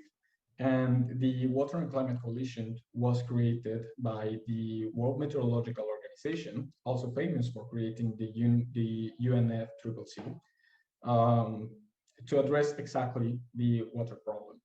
So the transnational agencies like the UN are endorsing the WCC, are endorsing the efforts of WMO, and are creating other agencies that are in charge of dealing with this problem. We identified that one of the main problems is the lack of awareness, or people knowing about it, but not even knowing how to start. So here's where Unify comes to play. And Unify is dedicated to closing the gap between the people that want to do something and don't even know where to start, and the stakeholders in the negotiation tables. So it is all a companionship process to taking the people that want to become actors into actually becoming fruitful actors. Wow, that's great. And I'm excited that we'll hear more about Unify soon. What can national governments do to prepare for climate migration as well as transnational institutions? They need to focus on disaster management planning. So I don't want to be a doomsday, a doomsday preacher, but it is something that we are already seeing happen. It's something that we have the information, we have the predictions, and we have the government in the middle of the population's progress and the actual policies being implemented. So we are way dependent, and short-term success for a government is encouraged with the current system. We need institutions that are capable of taking a project or a process throughout 10 years, 20 years to see it develop, regardless if the current government is left or right-wing party. The best thing that they can do to prepare is to assume that the cities will grow larger, that the resources will be strained, plan ahead, and also start boosting the population in other areas, boosting the opportunities, installing hospitals, installing water purification, installing even basic trash collection services around the main city will decentralize and minimize this problem long term. And final question, what do you hope our audience will take away from this conversation and the Climate Migration Conference overall? Right. So I could add this on a note saying, we are near the end, push harder. But honestly speaking, we've been pushing hard since 30 years, 40 years. We're already working on this. What I encourage you to do, to your audience to do, is to follow up. It is not about the initial burst, it's about being constant. If you wish to engage with constitutions, like institutions like Unify or UNFCCC or ACE, Climate Migration Conference, then be welcome to do it. But it's not all about having a meeting, greeting some people, stretching some hands, waving for the camera. It's about following up that opportunity. So thank you very much. That's great. That's an incredibly important message. So now I want to turn it over to you to do a brief discussion on Unify and the mission and purpose and how our audience can get involved. Right. First of all, thank you very much for this space. I really enjoyed the interview, and I hope that your people are interested on keeping up with the great work that you have already laid out the groundwork. So Unify itself is much like ACE for those that are on the loop.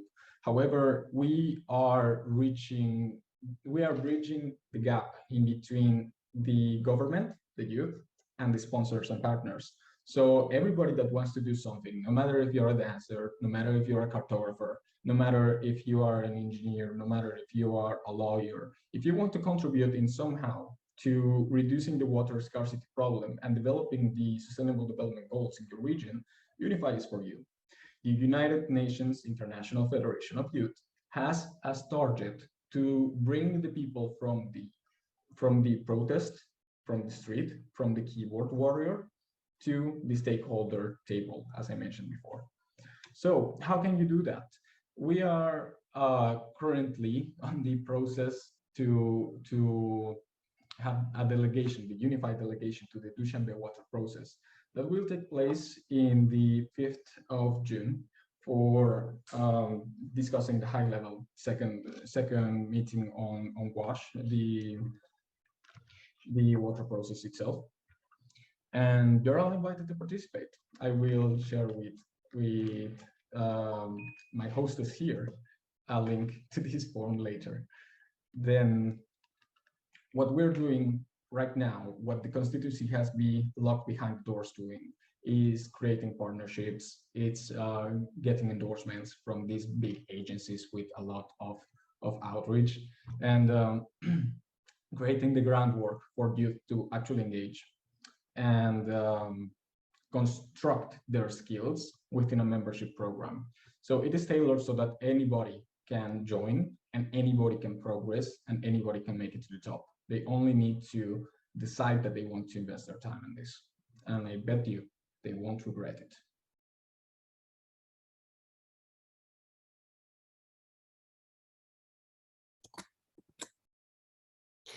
Thank you so much, Ernesto. And I'm sharing the link in the chat now to connect further with Unify. It was really great to see the continuation of the theme that we need to follow through and really continue pursuing these policies beyond just the first step and beyond the initial protest. I think that's a great message that we first got from Adriel and then was continued by Ernesto. Next up, we have a deeper look at the impact of climate on food insecurity with Tori Albertson. Tori is a student fellow on the Central and Latin America team and a student at the University of Minnesota. Hello everyone, my name is Tori Albertson and I am a student fellow researcher with ACE studying foreign policy in Latin America. And today I will be giving a presentation on the impact of climate change on food insecurity in Latin America. To start off, I wanted to give a quick table of contents, just going over the vague ideas and concepts we'll be going over in this presentation, and then a brief little explanation of each of them. Okay, so the first section I will be going over are the physical consequences. So this pertains to what are the physiological and mental consequences of malnutrition and food scarcity on both the body and mind of the individual in question. The second section are harsh weather patterns. So how have harsh weather patterns, mostly droughts, storms, heavy rain, and flooding, affected food scarcity in Latin America? Next is increasing CO2 levels. So how have rising carbon dioxide levels in the atmosphere affected food insecurity? And then lastly, we will be going over general repercussions of food insecurity, and then what has the global response been from the rest of the community? All right, first we have some background on climate change and food insecurity as it pertains to that. Food insecurity is a widely agreed upon effect of climate change and has been put at the forefront of many global climate change agreements, most notably and most famously in the Paris Agreement. Furthermore, it has been brought up in almost every UN climate change conference for many years now, with many countries agreeing to put climate change and how it relates to food insecurity on their radar for years to come. Millions of people around the globe feel food insecure, with many of them reaching various levels of undernourishment and malnutrition. And one thing to mention here is that malnutrition and undernourishment as it pertains to the individual is not just about calorie count, although it does pertain to that slightly based on energy levels and how much energy the body needs throughout its day. It also pertains to other factors such as stress, mental issues, other physical issues. It's not just a calorie count. However, Latinx households, specifically in the United States, are reportedly more likely to experience food insecurity than the average household. So it's really important that we have a special focus on Latinx households, specifically in the US. All right, so the first section, physical consequences of food insecurity. And there are many physiological impacts, but I noted 3 of the major ones and how they affect the body. So the first major impact is decreased muscle and tissue mass. And this can lead to reduced mobility and stamina, which often leads the individual to not be able to work as hard, not be able to make as much money, or work as many hours in the day as the average individual can. Secondly, food insecurity creates a slower immune response in the body, which leads to an increased risk of infection. And if the individual does get an infection, it leads to a much longer recovery time than the normal individual. Plus, they often feel difficulty staying warm, leading to increased levels of hypothermia during cold weather. And lastly, they also may experience trouble breathing and have a much higher risk of respiratory failure than the average individual. And next, onto some mental impacts. Like I mentioned earlier, stress and anxiety is one of the major drawbacks of food insecurity. Continually, people who are food insecure have much higher levels of mental illness in some capacity, including depression and suicidal ideation, anxiety, as a result of high stress, as I mentioned a little bit earlier, sleep disorders, which is interesting in the sense that these high levels of anxiety and stress actually produce more cortisol in your body, which is a hormone that affects sleep. And lastly, people who experience food scarcity also have higher levels of substance abuse. And then last of the physical impacts of malnutrition and undernourishment are the developmental consequences. Unfortunately, malnutrition can be especially dangerous for young and/or developing children. They may have various adverse or abnormal physiological side effects, such as being much shorter than their average height for their age. They may also have a swollen or enlarged head, and additionally, their skin may be much more prone to bruises and rashes as they grow older. Malnutrition has also been known to affect cognition and brain development in young kids. This is especially important when it comes to their educational career later on in life, as these effects to their cognition and brain development may cause them to underperform as they continue on in their education and can even lead to lower levels of college admittance. And then on to the second section, effects of harsh weather patterns. The first harsh weather pattern we will be looking at are droughts. This is arguably the most impactful side effect of climate change and has been ransacking the country for many years now. One of the biggest examples of this is the Central American drought. In general, as a result of climate change, Central America has been much, much hotter and drier than it ever has been before, which leads to many negative side effects on agriculture, including a decreased production of major crops such as bean, corn, and rice in many different countries across Central America, specifically in Honduras, Guatemala, El Salvador, and Nicaragua. Additionally, the Central America drought of 2014-2015 even led the country of Honduras to declare a state of emergency as a result of the drought they experienced. Lastly, droughts can have a major impact on the Amazon rainforest. The Amazon rainforest is extremely important for our ecosystem, not just in Central America, but across the entire globe. The Amazon is home to millions and millions of different plant and animal species, and it has an incredible level of biodiversity. Additionally, the Amazon is important for the water cycle in our country and even for ocean tides. Plus, it is a major body that traps carbon dioxide and creates clean air for us all to breathe. However, the persistent droughts for many years now have led to a lot of dieback in the Amazon, and scientists say that it can even lead to what they call a, quote, tipping point in the Amazon, where the vast majority of the Amazon could start dying back and create super harmful consequences for our ecosystem across the globe. And then next, we are looking at storms. According to a couple scientists, extreme weather-related disasters have doubled since the 90s as a result of climate change. These include particularly damaging thunderstorms, hurricanes, tornadoes, other extreme weather-related things like that. One thing I wanted to specifically mention was Emcee, which is the combination of El Nino and La Nina, which is a phenomenon that happens every couple years or so. Although this phenomena is natural and has been going on for many, many years now in our history, climate change has created very abnormal and much more destructive than normal Emcee events, which, as I mentioned, can be particularly disastrous for the communities that inhabit the areas that are affected and can lead to destroying of homes, destroying of fields. They basically wipe out entire populations in these events, and they're becoming more and more of them as a result of climate change. Lastly, we will be looking at heavy rain/flooding. Heavy rain as a result of climate change creates much more humid environments than the area is particularly known for. These can lead to mold and increases in the amounts of pests in fields and production facilities if food is not stored properly. Obviously, this also leads to an increase in foodborne illnesses. Not only does this affect the crop themselves in the fields, but it can also affect transportation if these things are not stored properly.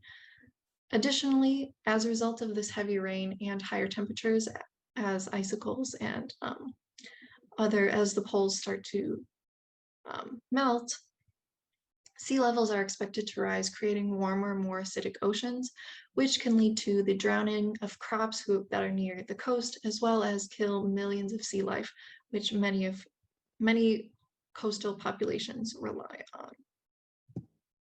And then our third section are the increasing CO2 levels on food scarcity. There are many consequences of carbon dioxide in the atmosphere, but specifically on food production, high CO2 levels actually lead to a decrease in the nutritional value of crops.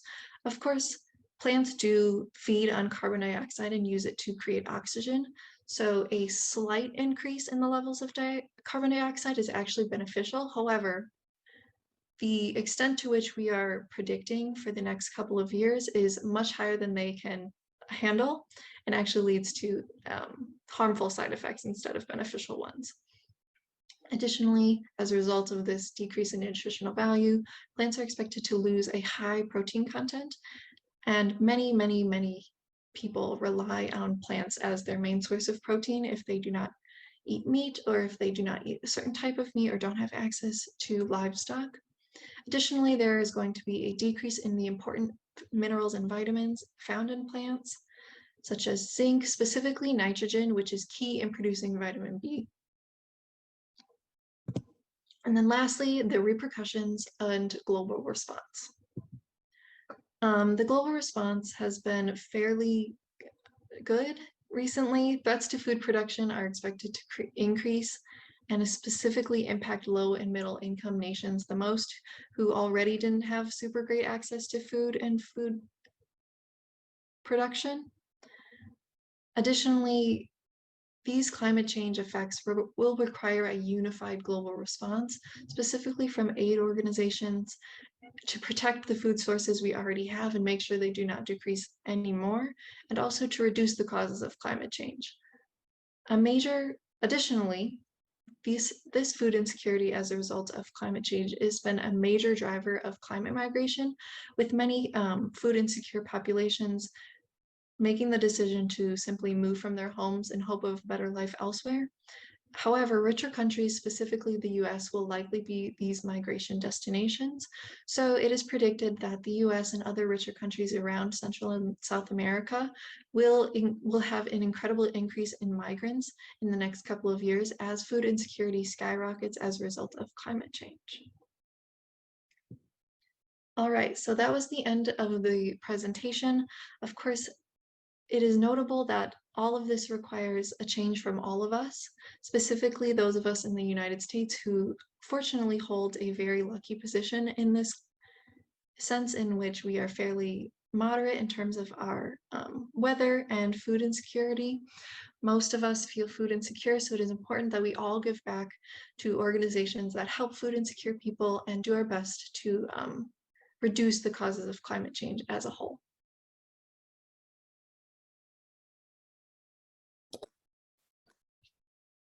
Thank you, Tori. It was great to learn more about that important issue and for that call to action at the end.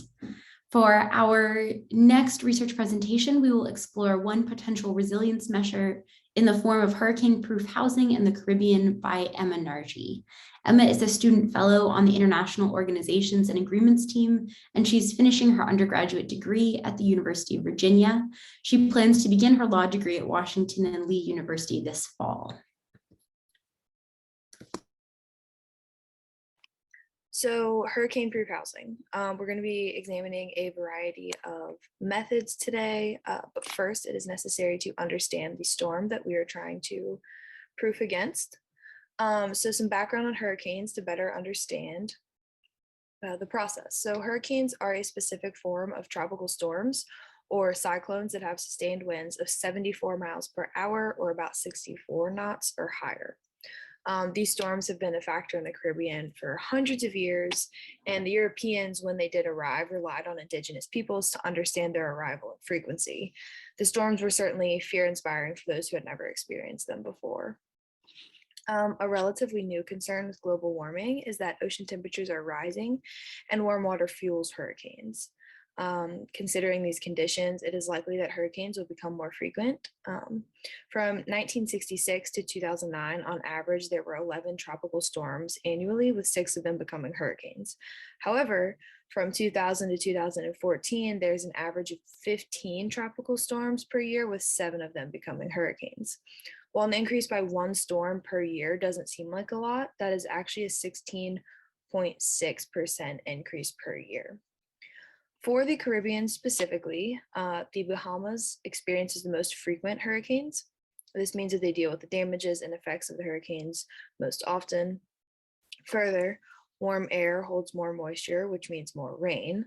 And this can mean more flooding and water-related damages to housing and other structures. But other things such as wind patterns will affect the ability to predict their landing and movement, as well as the hurricane's strength. All of this contributes to the need for understanding hurricanes and how to best withstand them.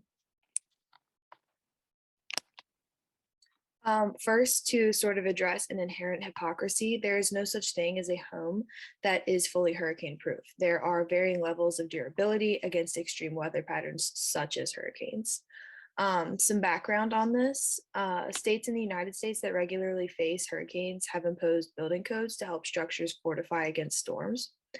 The major costs for upgrading homes in the United States against storms come in the form of impact-resistant windows, doors, and shutter systems. So basically any areas that are typified as exposed needing to be covered to prevent damages. Data available for cost is mostly relevant to US homes and structures, where in the US, upgrading an 1,800 square foot home to gold standards under the IHBS would typically add around $3,000 to $5,000 per home in cost. Looking into the area of the Caribbean, it is important to look at weather patterns specific to the region to design a home or structure that is more resistant to extreme weather typical for that region. So this is to say that it is important to consider rising water levels more seriously for coastal areas prone to flooding rather than emphasizing storm shelters that would most likely just flood during these events. Essentially, considering the needs for each area allows for strategic investment and construction. So the Caribbean is an archipelago comprised of islands divided into 4 regions, the Lucayan Archipelago, the Greater Antilles, the Lesser Antilles, and the ABC Islands. The Caribbean experiences a tropical climate where seasons are dictated by precipitation patterns rather than changes in temperatures. And there are typically 1 to 2 wet seasons per year, and the wet season generally coincides with the Atlantic hurricane season. And the Caribbean is especially susceptible to damage because of the island nature. So this graphic shows the transition of where hurricanes form and then travel throughout their lifespans. So the islands of the Caribbean that lay the farthest east are most susceptible to damage later in the season when storms build off of Western Africa and travel across the Atlantic. The islands to the west in the Caribbean are more susceptible to damage earlier in the season, as that is when storms form in the Gulf. Most recently, Hurricane Irma caused severe damage across 10 Caribbean nations, destroying homes and major infrastructure. It destroyed approximately 90% of structures in Barbuda, and 230,000 people were displaced and living in temporary structures in Cuba, as well as the 2 million that were evacuated before the storm from Cuba as well. So moving into these approaches, I'm looking at 3 major approaches. So we have one from the New Jersey Institute of Technology, one considering concrete, and one that considers the studies of indigenous building practices. So first, we have the New Jersey Institute of Technology. The New Jersey Institute of Technology recommends low-rise buildings with a square, hexagonal, or octagonal floor plan. Essentially, the more sides, the better.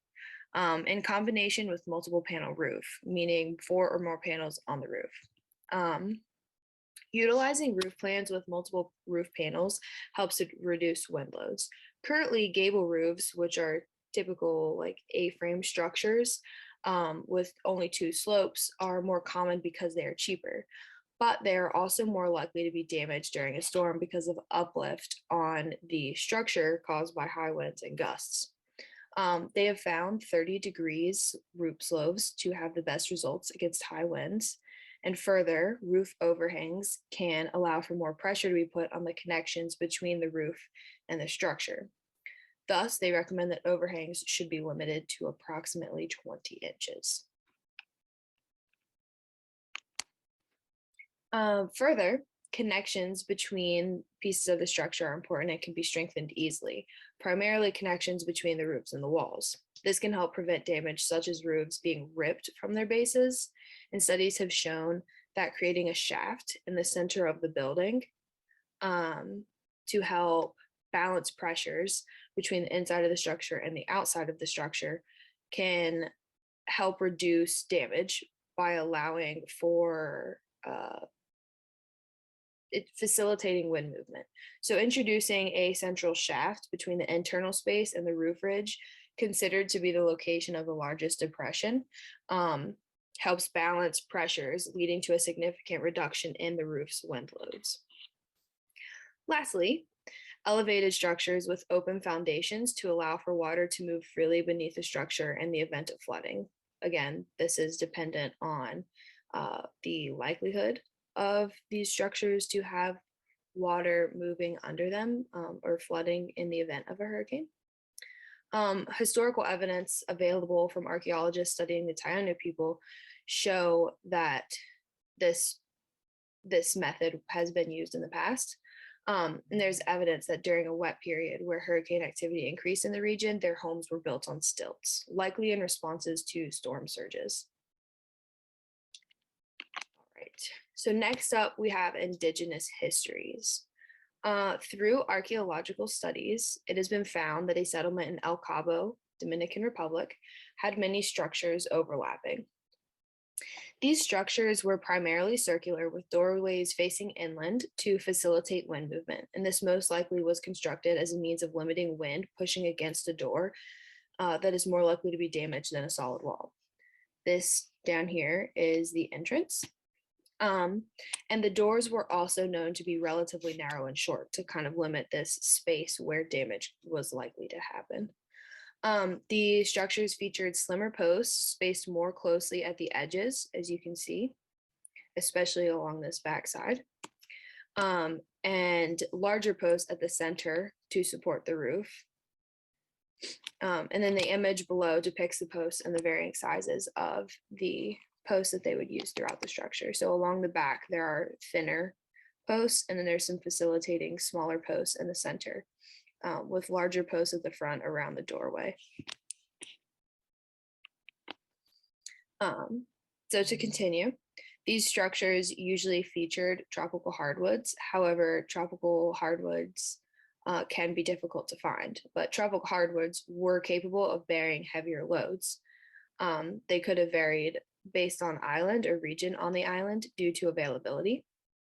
But these posts were generally anchored in limestone or volcanic rock. And it is believed that the post holes were created by chiseling into the rock to secure the posts. They weren't moving very frequently, essentially. The more regular posts were used to reinforce the structure, and they also believe that roofs had relatively steep pitches, generally at around 40 degrees. Further, the houses generally had windbreaks and partitions to help with wind movement around the structure. So the partitions and windbreaks were built around the houses to help take some of the wind load off of the structure, the main structure itself. So appears sort of like a small fence to help move the wind around the structure, kind of in another circular shape. So concrete. The inclusion of concrete likely seems very strange. However, one of the most dangerous and common issues is the damage or destruction of structure due to flying debris. Small and relatively unseemingly dangerous objects can become incredibly dangerous when hurtled through space at high speeds by the wind.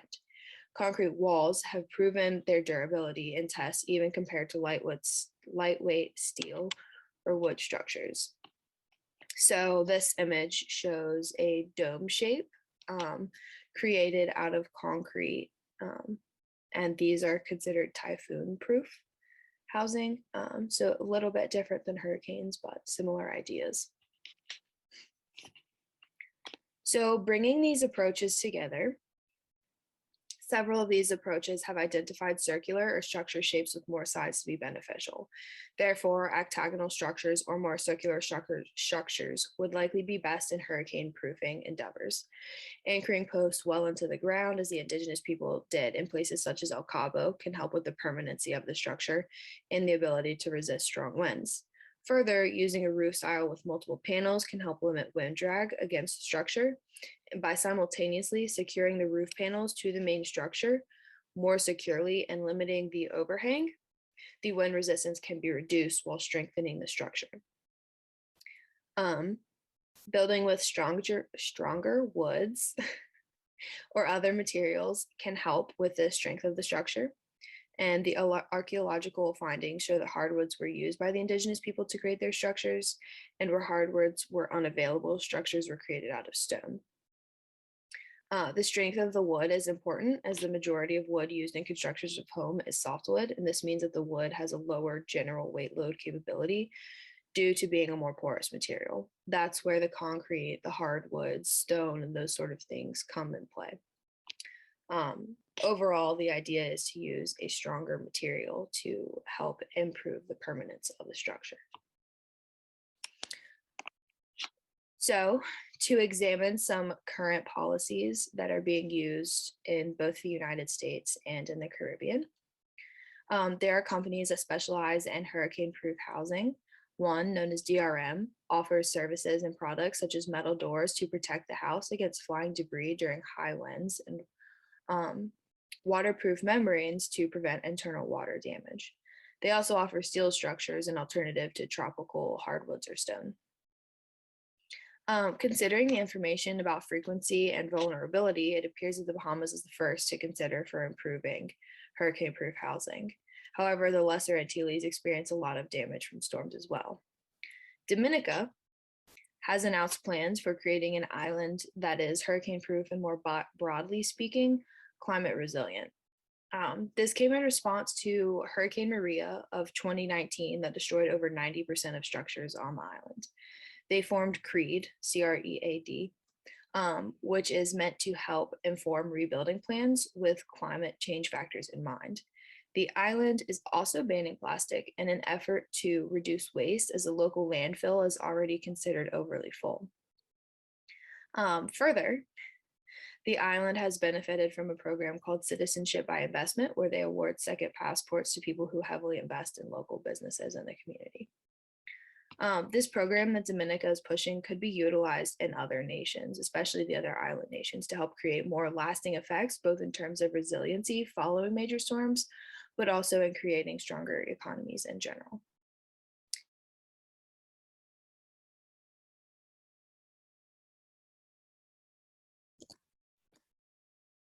Thank you so much for that, Emma. And I think that it's a great and important point that for most resiliency policies, then they won't be 100% effective. And so that's an important thing to flag when we're talking about investing in resiliency plans. Okay, we now have our final presentation of the evening, which is another case study focused on climate migration in the Andean region with Olivia Schroeder. Olivia is a student fellow on the Central and Latin America Foreign Policy team and a student at George Washington University. Hi, my name is Olivia Schroeder, and I am going to be presenting on Andes climate migration in the Andes region. So just before we get started, I'm going to run you through a brief table of contents to just get us started with what I will be talking about. And so first, we're going to talk about what is climate migration. Then we'll go into migration causes. We'll talk about the ecosystems in the Andes region. Then we'll talk about a little bit about indigenous populations and how they are affected in the Andes region. We'll talk about displacement of people. And lastly, we will talk about plans for the future regarding climate migration in the Andes region. So what is climate migration? Climate migrants are people who leave their homes based on climate and or environmental stressors. And although many can experience environmental stressors, the most vulnerable members of the population are most likely to feel pressure to migrate because they often have a lack of resources to adapt to a changing environment and changing climate. As of 2019, roughly 24 million people were displaced due to the effects of climate change, and so that classifies them as climate migrants.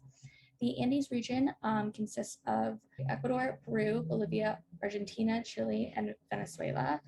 And in the Andes, climate change effects and socioeconomic issues are often intertwined. As climate change continues to ravage the region, many will be faced with the decision to migrate or to stay within their communities. Some migrants emigrate within their own country, so they'll just go to a different part of that country, and then some choose to completely leave the country, often going to countries in South America or trying to migrate all the way up to the US.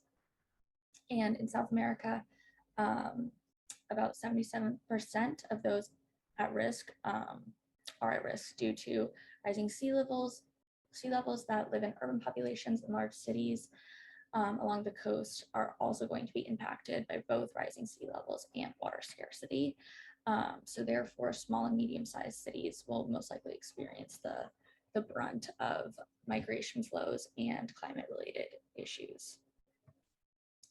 So next, we're going to be talking about the causes of climate migration. So first, we have political instability, and all of these causes you may think that aren't directly related to migration, but climate migrants and climate migration do not work in isolation. It is a culmination of issues that leads to the decision for many people to migrate. So first, political instability.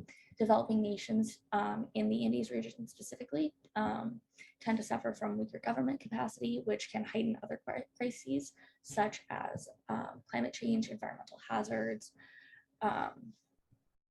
and then we have economic issues. So this is going to exacerbate climate-related issues, and for many farmers, it is difficult for them to receive a living income when climate change is significantly affecting their area of work. Violence, we also see a lot of violence in these still developing nations. It's very common in the Andes region, and this aspect combined with other factors drives the migration process because, again, the government does not have the ability to protect the people against political instability, economic issues, and violence, which then all leads into migration. Lastly, we're going to talk about the depletion of resources. And so climate change is affecting water supply, food and agriculture, and the severity of natural disasters. We're going to get a little bit more into that later. But this is all to say that due to the climate change and its effects, they are experiencing a depletion of their resources, food, water, livestock, wildlife. And so this is all really challenging to deal with, which could and does force migration. So a little bit more, we're going to get into a specific example in Peru. And so in Peru, there has been a strong historical pattern of rural to urban economic migration, and this has increased due to environmental hazards. This pattern has influenced many to migrate internally rather than across national borders. So age, gender, social standing, and financial status all have a bearing on which Peruvian cities and or regions individuals choose to locate to. Economic pressure as well is a huge factor that is both caused by climate change and has produced a lot of migrants and is the primary reason for migration in Peru currently. So without a government planning to support migrants, migrants have the potential to migrate. However, when they do migrate, they can still be contributing to climate change For example, there's been a lot of deforestation in the Amazon region due to the fact that a lot of these farmers in Peru do not know how to work with the land or grow the right crops in different types of land. And therefore, it's led to a lot of land loss because they are not treating the land the same. So what we are trying to do is trying to implement climate smart farming practices for migrants who are migrating back and forth, or migrants that are migrating to the Amazon region. And so this will influence agricultural diversity, because without this, if there continues to be more deforestation and more land loss, there will not be a lot of agricultural diversity. So next we're going to talk about the Andean ecosystems. And so as you can see in the photo that I've provided here, there is a lot of snow and glaciers in the Andes mountainous region, and a lot of it has melted. And so due to this, water supplies and agricultural systems have been effective due to the fact that the melting of glaciers is leading to water scarcity, as 50% of water supply for river communities comes from the natural melting of these glaciers and the water flow. And so with, not having as much snow or these glaciers disappearing, many may be left without an irrigation system. So due to the uncertainty and the severity of this issue, many will choose to migrate. Indigenous populations and how they are affected. This is one of the bigger issues in the Andean regions right now, due to the fact that they live mostly in the mountainous regions where they are experiencing the melting of the glaciers and the water scarcity impacts. And the photo I provided here for you is an indigenous population group planting trees in the Andes. And so this was their effort to try and help climate change in order to keep their homes. And so basically, climate change has a disproportionate impact on indigenous populations, as they are often socioeconomically marginalized and reliant on the natural environment for economic and religious practices. Indigenous communities are also reliant on environment for water and agriculture, food, and so they have over time developed techniques to work with the land in the mountainous region. It's a difficult type of land to work with, but now they are having more trouble because the land is constantly changing and the glaciers are disappearing. So due to this, wildlife and livestock have migrated as well, so that those populations have been significantly reduced. And so when your food supply migrates, that kind of forces you to also migrate. So a lot of indigenous communities are grappling with that as they want to stay within their community, but it's hard to survive when you are already marginally socioeconomically marginalized and also have little food and water supply. So now we're going to talk about displacement of people within the Andes region. So the three main sections here are going to be agricultural and food insecurity, weather events, and absorption of migrants. So with agriculture and food insecurity, this is greatly affected by climate change, as I was saying. Andean countries experience both flash floods and periods of drought. As agriculture is the main industry in the region, this disrupts the livelihoods of many in the region and can lead to migration in search of better economic outcomes, as I discussed in the case of Peru. And it also impacts the general population because reduced agricultural output leads to rising food prices and potentially food insecurity, which the indigenous populations are experiencing. For weather events, El Nino and other extreme weather events are significantly impacting the region.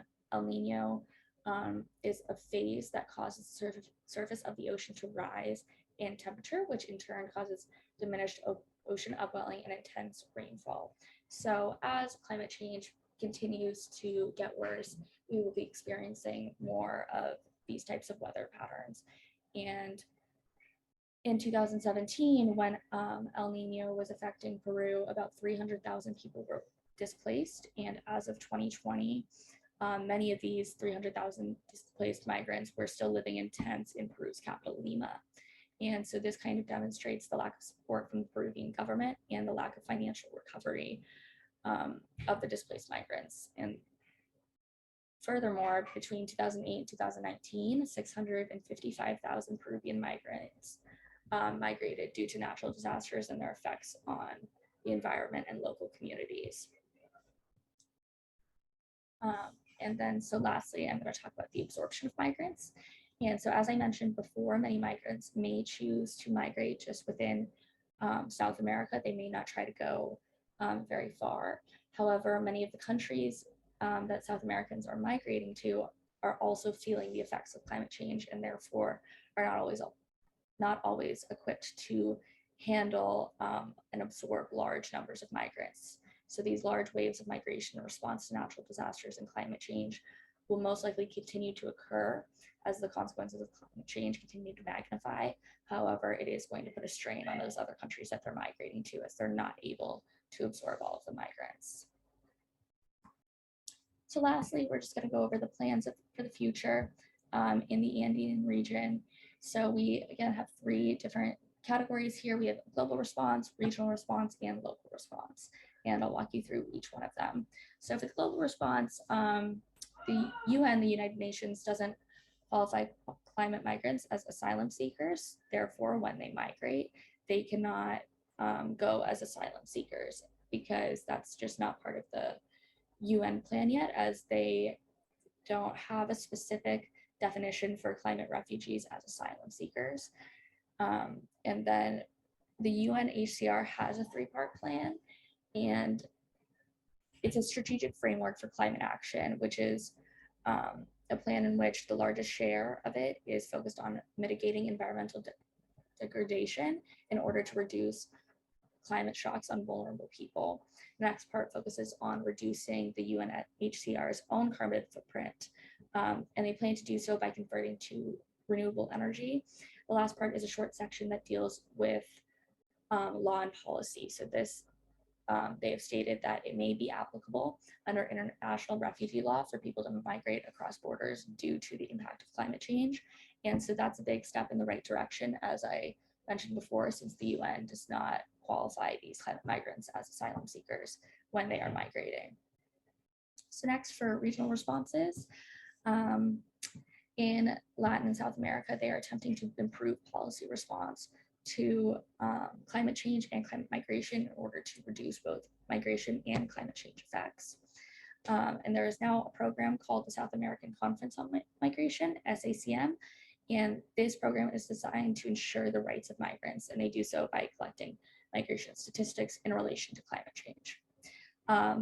Another important aspect of the regional response would be strengthening the infrastructure and politics in the Andes region. So that may be a feasible solution for limiting migration. All are good plans. And then finally, we're going to get into the local response. So a number of cities have disaster plan protocols, in which they allow for faster recoveries. And cities impacted by climate-related disasters, these disaster plans include securing greater coordination between policy and operational responses, improving land and human security, greater access to housing and education after a disaster, and the implementation of traveling social services. So the goal here is to reduce environmental hazards and their effects that greatly affect vulnerable populations in the Andes region. In addition, some communities are utilizing traditional ecological knowledge to encourage more sustainable methods within farming communities. So all of these responses are headed in the right direction for climate migrants in the future. So thank you so much for watching.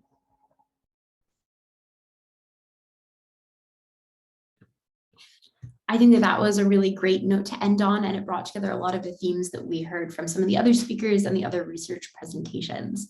I want to thank you all so much for coming, and I hope to see you all at the second day of the conference tomorrow, which focuses on sub-Saharan Africa.